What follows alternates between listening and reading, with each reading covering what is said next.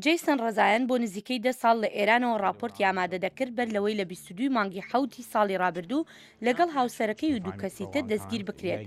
ڕۆژنامەی واشنگتن پۆست بە دەنگی ئەمریکای ڕاگەیاند هەرگیز نەیدەزانی ئەمە ڕوودەدات. لە ڕاستیدا سەرۆکی ئێران حەسەن ڕۆحانی و وەزیری دەرەوەی زەریف لە ڕابردوودا گوتوبیان ئەو ڕۆژنامەوانێکی باشە و زۆر لە مێژنیە کە ئەوان بە ماوەیەکی کورت پاش دەستگیرکردنەکەی و چەند مانگێکیش دواتر ئەوەیان گوتبوو.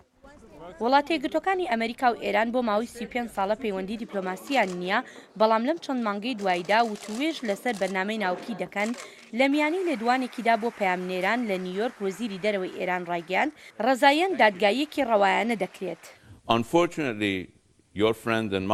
بەداخەوە هاوڕێکەتان و هاوڕێکەم جەیسنی پەیامنێری واشنگتن پۆست بە تۆمەتێکی زۆر مەترسیدار تاوانبار کراوە و هیوادارم لە دادگا بێتاوان دەرچێت، بەڵام دەبێت بچێتە بەردەم دادگا لەبەر ئەوەی ئەو هاوڵاتیشی ئێرانیە جێگەی داخەکە کەسانێکی بیرۆڕاتوندرە و هەوڵیاندا بەکاری بهێنن. نامەوێت زیاتر بچمە وردەکاریەکەوە چونکە ئەم کەیسە هێشتا لە دادگایە و هیوادارم بێتاوان دەربچێت.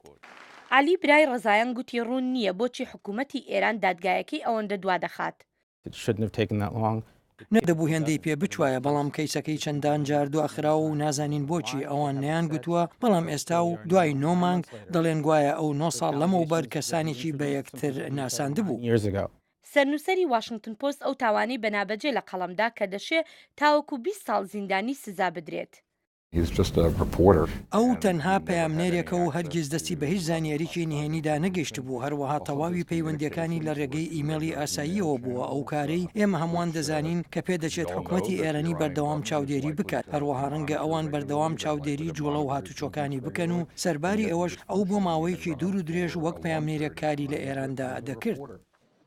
سەرۆک باراک ئۆباماش ڕایگەیاند وڵاتە یەکگرتوەکانی ئەمریکا ئەوەی لە دەستیدا بێت دەیکات بۆ ئازادکردنی ڕەزایەن و هاوڵاتیانی تری ئەمریکا کە لە ئێران لە زینداندان. جەیسن بۆ ماوەی 9 مانگە لە تاران بەندکراوە بەهۆی تەنها نووسینێکی لەسەر هیواکان و مەترسیەکانی ئێرانیەکان وەک هەوڵێکی بۆ پێکەوە بەستنەوەی مرۆڤایەتی هاوبەشمان چیرۆکەکانی دەگەیەنێتە خوێنەرانی ڕۆژنامەی واشنگتن پۆست. ئەم دۆسیەی ڕەزایەن ئێران زیاتر وەکو سەودایەک بەکاری دەهێنێت لەو توێژەکانی ناوکی کە 5 وڵاتی تریشی تێدایە. هێرۆ زەنگەنە، دەنگی ئەمریکا.